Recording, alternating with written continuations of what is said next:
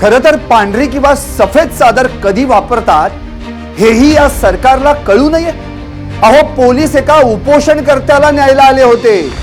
कुणाची dead body पांढऱ्या चादरीत गुंडाळून न्यायला नव्हे, पण 18 जुलैच्या सकाळी जंतर मंतरवर सोनम वांगचुक यांना उचलताना त्यांच्या समोर हीच सफेद चादर धरण्यात आली। यातून त्यांना नेमकं काय सुचवायचं होतं? आणि आता सोमवारी 20 जुलैला तर थेट संसदेवर मोर्चा।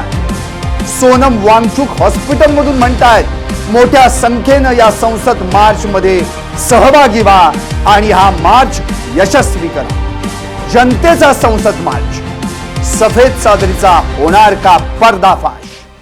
नमस्कार, मी संदीप आणि तुम्ही पाहताय LS मराठी। ठिकाण जंतर मंतर, संसदेपासून 2 ते 3 किलोमीटर अंतरावर। शनिवार 18 जुलै आणि वेळ सकाळी 7:40 20 जून पासून CJP म्हणजेच कॉकरोच जनता पार्टीचं आंदोलन सुरू आहे। तर 28 जून पासून सोनम वांगचुक आणि 3 विद्यार्थी उपोषणाला बसलेत। रात्रभर तिथल्या स्वयंसेवकांची किंवा आंदोलनकर्त्यांची घोषणाबाजी। सकाळी मैदानावर तुरळक गर्दी। अभिजित दीपके फ्रेश होण्यासाठी मैदानाबाहेर गेले होते आणि याच संधीचा फायदा घेत जंतर मंतरवर फडकली सफेद चादर। साध्या वेशात पोलीस मंचावर चढले। निमलष्करी दलानं घेराव घातला। पांढऱ्या चादरींचा पडदा उभा केला गेला आणि त्या चादरी आड वांगचुक यांना उचलून रुग्णवाहिकेत टाकलं। गंतव्य सफदरजंग रुग्णालय। कारण काय दिलं? वैद्यकीय कारण। आता तुम्हीच सांगा, सफेद चादर कशाचं प्रतीक आहे? शांतीचं प्रतीक, सत्याग्रहाचं प्रतीक। पण इथं वापरली गेली आडोसा म्हणून, काहीतरी लपवण्यासाठी, कशावर तरी पांघरून घालण्यासाठी। सरकारला या सफेद चादरीच्या आडून काय मेसेज द्यायचा होता? आंदोलन दाखवू नका, नेता दिसला नाही पाहिजे आणि जनतेला वाटलं पाहिजे की हे सारं काही वांगचुक यांच्या आरोग्यासाठी तर केलं। पण मग प्रश्न उभा राहतो, वांगचुक यांच्या सोबत नेहा, मनीष, अमीन हे पण कित्येक दिवसांपासून उपाशी होते। त्यांची साखर 49 वर आली होती, वजन 10 किलोने कमी झालं होतं। मग त्यांना का नाही उचललं? उत्तर एकच, एकाच नावाची भीती, सोनम वांगचुक। म्हणजेच ज्यांना आता जनताच म्हणायला लागली आहे, हेच खरे फुनसुक वांगडू। तिकडं सफदरजंग रुग्णालयात वांगचुक यांनी उपचार नाकारले। पत्नी गीतांजली यांनी हायकोर्टात अपील केलं। त्यांना खासगी हॉस्पिटलमध्ये हलवा, पण कोर्ट म्हणालं नाही, सफदरजंग मध्येच उपचार योग्य आहेत। आता यावर पुढील सुनावणी 24 जुलैला।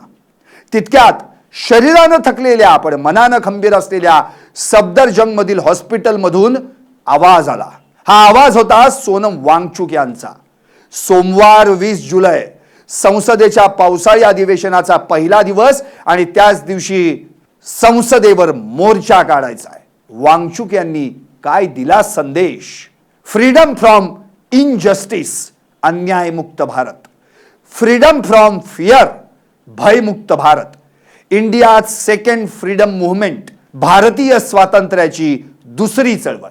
March to the parliament, please make it a big success from my illegal detention at Safdarjung. Wangchuk यांचा हा संदेश म्हणजे हॉस्पिटलच्या बेडवरून थेट संसदेवर वार। मुद्दा काय? तर नीट पेपर फुटी आणि शिक्षण मंत्री धर्मेंद्र प्रधानांचा राजीनामा।